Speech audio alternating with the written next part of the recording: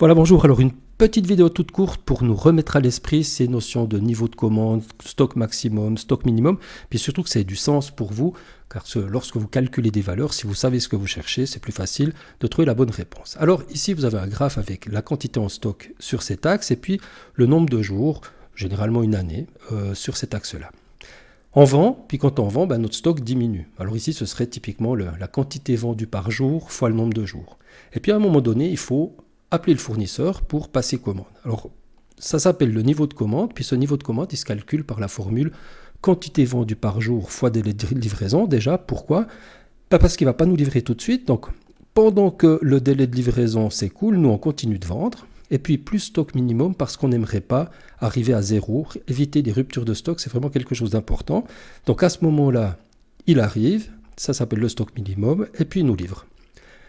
La quantité commandée, ici, qui nous permettra peut-être d'atteindre le stock maximum, parce que le stock maximum, on n'a pas la place à définir pour placer tous nos produits en stock, ce qui fait qu'on vous dit que le stock maximum, c'est le stock minimum, parce qu'on en est là au moment où on reçoit la marchandise, plus la quantité commandée.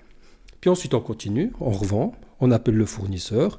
Pendant qu'on attend la livraison, on continue de vendre. On arrive au stock minimum, il nous livre, et puis tout va bien.